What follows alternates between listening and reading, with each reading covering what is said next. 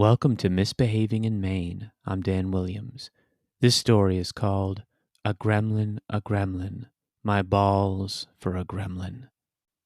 And now, here goes everything. I went over to Brian's house to play computer games, and we both sat there watching Brian play, and only Brian. "Can I play?" I said. "In a minute," he said. "Watch this." I watched it. I watched it for 10 more minutes. "Can I play now?" "Hold up, I just want to do one more thing." He did 24 more things. Thank goodness for Brian's mother, who loved justice. Her name was Anne. I knew this because Brian called her Anne instead of Mom, which I think means Brian was a low-functioning sociopath who sucked at sharing. Anne happened to be passing the computer room and recognized immediately what was happening to me. She stopped in the doorway. "Brian, let your friend play." "In a minute." "No." Anne snapped her fingers. "Now." "Fine." Unfortunately, Brian didn't move. He played on. I had a feeling he knew Anne was standing in the doorway, then in the room, then right behind him, steaming the top of his head with her nostrils, but he pretended not to know, just like he pretended not to know a human being burdened with huge and significant computer needs and feelings was sitting right beside him for hours, a valued guest who had been manfully wasting youth away in the dead end of this friendship.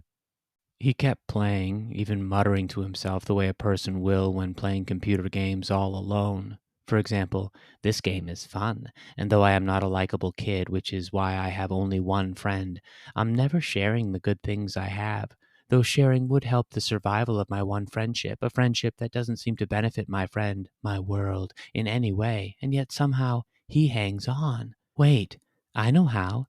He hangs on by the magnificent tensile strength of his moral fibers." And cut off this realistic muttering with a sigh and a spicy "Brian." Though I, like Anne, loved justice, I hated what was happening. It's terrible being at a friend's house when their parents are parenting right in front of you, like you're not even there. In a way, it's nice because it shows they trust you not to report them to child services, but it's also very uncomfortable, and it can be scary. It's like getting between a mother bear and the cub she's fixing to eat. Though Anne had said "Brian" spicily, he remained unmoved.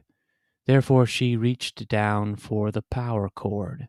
Stone cold Anne. "No!" Brian screamed.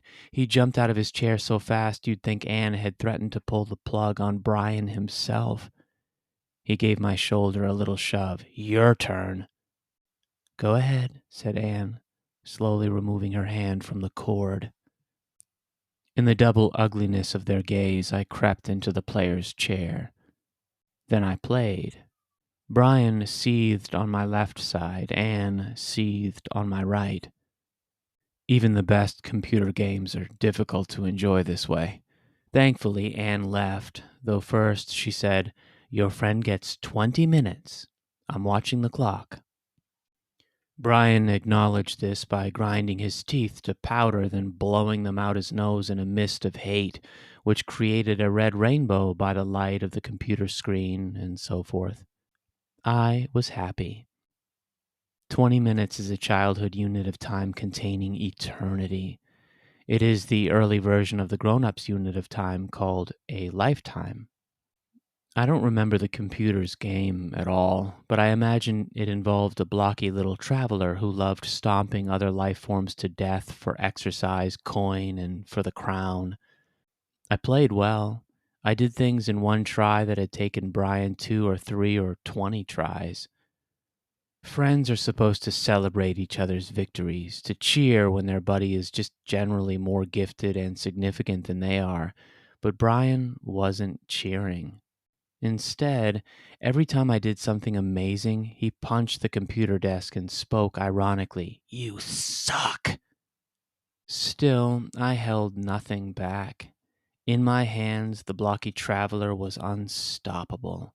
Enemy flora and fauna were a joke. The bosses, jokes. Their sons and daughters, practice. I leapt over pits that had swallowed Brian alive in their sleep, found secrets Brian had never dreamed of, and slaughtered my way up through the levels until the traveler's blood tide splashed at the feet of his thirsty, vampiric grandchildren. Brian used his clap-incapable hands to beat up the desk, saying, "You suck, you suck, you suck!" Suddenly Anne called him into the other room. He went. I heard grim murmuring. Mother and son were working their way through what my dad called a teachable moment, and when Brian came back, he came back different. No more mean talk, no more desk punching, no more speaking or moving at all. I wasn't quite grateful. Brian had been a cock-a-doodle douche before, but now, in his stillness and silence, he was terrifying. About 6 minutes into my turn, I arrived at a challenge Brian had called the hardest part and the impossible part. Brian stirred. He folded his arms, leaned forward, and smiled big. "You'll never make it." I made it. I made it easily. Then I went too far. I said, "That was the hardest part? Impossible? Dude, that was the easiest part and clearly possible." And I filtered all this through a shiny, unsuspecting grin. And that's exactly when Brian punched me squarely in my talented, incautious balls. The pain was amazing, in the worst sense. Nut pain teaches you something you cannot know by looking at nuts. They are capable of pain far larger than their size. Their pain can't fit. It's forced to travel. Its stomp conquers the secret lands where you keep all the tender flesh of your core and all of your dreams. I slipped out of the player's chair, poured out of it onto the floor so I'd have room to writhe. Brian jumped back into the player's chair, resumed play, and benefited from my progress. And guess what? I did not tell on him. Had it been my brother or sister who punched my nuts, I would have force-fed them to Satan if I could. But with Brian, not a word. Why not? After all, I already knew Anne would fight for me. I'd be heard and believed, and action would be taken. Maybe she'd reset my 20 minutes. Maybe I'd be free to play the game for the rest of the visit while Brian was taken to a youth detention center. But if I told, there was also the possibility that the visit would be over. When you tattle for something as meaningful as testicle attacks, sometimes you're escorted home immediately, and I could not afford to let that happen. Not before supper. At Brian's house, supper was chicken nuggets and french fries in the TV room, and it was the horror film Gremlins. It was heaven, and a forbidden heaven by the laws of my house, which were obsessed with keeping all the tubes of my body and brain clean and unsatisfied. By the light of the TV, Brian and I sat together on the couch, cheering for the screaming and the death. Anne and her husband Nelson, who Brian called Nelson, smiled and laughed at us. Anyone looking in on this scene would have labeled us a family, a happy one. And if they looked specifically at me and Brian, seated side by side, our mouths bristling with fries, our hands punching into the nugget bucket again and again as we roared together like brothers, they would have known they were looking at the very best of friends. This has been Misbehaving in Maine.